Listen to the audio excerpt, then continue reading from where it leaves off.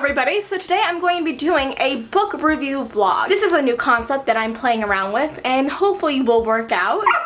I don't think Fraser likes the concept very much. But I decided to do this video because I thought it'd be lots of fun because it is a different type of a review video because it isn't just me talking to the camera, it's me going around doing my normal daily life, even though it's the evening right now. So my nightly life, and talking to you guys about a book. So it's more like of a personable thing and I hope you guys enjoy it. And so, which book shall we be reviewing today? Well, Fraser and I will be reviewing The Dark Prophecy by Riordan. I'm so excited! And this is for the Utopia book club, and we are partnering with Disney Hyperion for this video and for this book. So Fraser, are you excited? Because I'm excited for this new type of video concept. Fraser just got back from, sorry, excuse my laundry. We just got back from the vet because Fraser ate a sock and yeah, he had to go throw it up.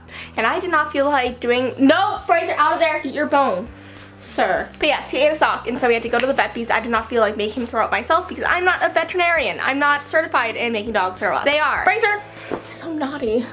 Hello, sir. Please excuse my messy bedroom. It's usually not this messy. But anyways, let's get on to this review. It's a spoiler-free review, so feel free to watch this if you have not read the book yet, because there will be no spoilers in this video. Okay, so if you do not know, The Dark Prophecy follows the god Apollo and his damnation to Earth as a human named Lester. Because he pretty much angered his father, Zeus, and Zeus is like, hey, you know what? I'm going to go and punish you by sending you down to Earth and making you live life as a human while lots of things are coming after you. So have fun. Try to survive. If you don't, I probably won't miss you that much. I've just been with you for 4,000 years. And so Apollo being Apollo, you know, very fun and free-willing and hilarious and just Apollo, the sun god, he does not take life as a human very easily because he's been a spoiled god for a very long time. And being a spoiled god and then becoming a human makes you a very spoiled human who does not know what they're going to be getting into. Right, Miles? You're a spoiled dog. You would get it. So the plot line of the first book, which is the Hidden Oracle, revolves around Apollo having to run away from these things called the Emperors. Well, they are emperors, so they're not really things. They're more like emperors who've come back from the dead to go and pretty much kill him. So it's about him having to team up with his friends and try to go and survive this world that's coming against him at his most weakest form, human. So it's such an amazing, amazing book series. I love it. And now that I've explained to you what the first book was about, let me get into saying what I thought about the second one. So the second one was very interesting, actually.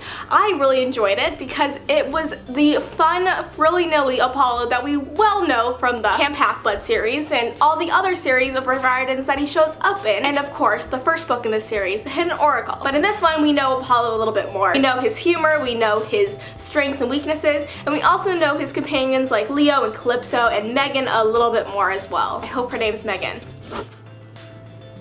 Hello, sir. Life's so hard. Wear your dog in a diaper. Miles and Apollo have something in common. They're both very, very old, but age has treated Apollo very well.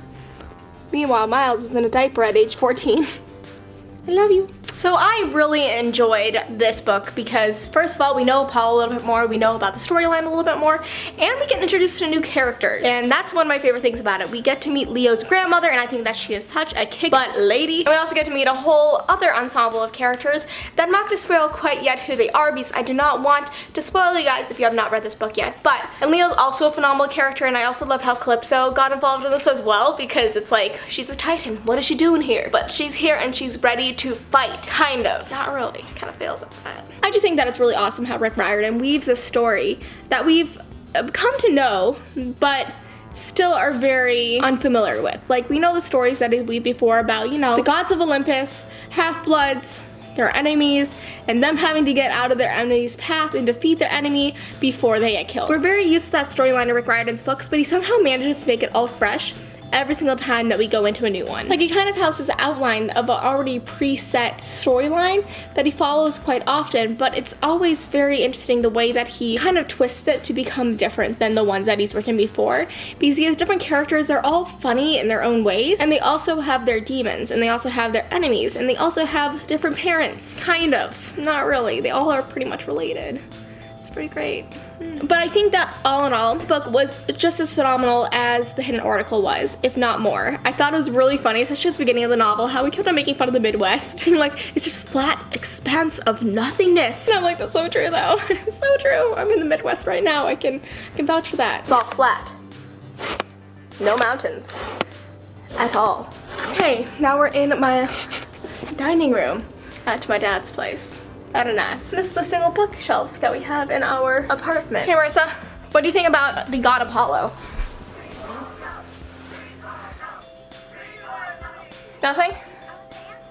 Cool. But yes, all in all, I loved The Hidden Oracle by Riordan. I actually think that sequel books lack compared to the first book in the series. The first book's all fun and new and fresh, and the second one just sometimes doesn't hit its mark. But The Hidden Oracle, I have to say, I've never been disappointed in a Riordan the sequel novel. Just warning guys, if you do get this book, it'll leak if you get it wet.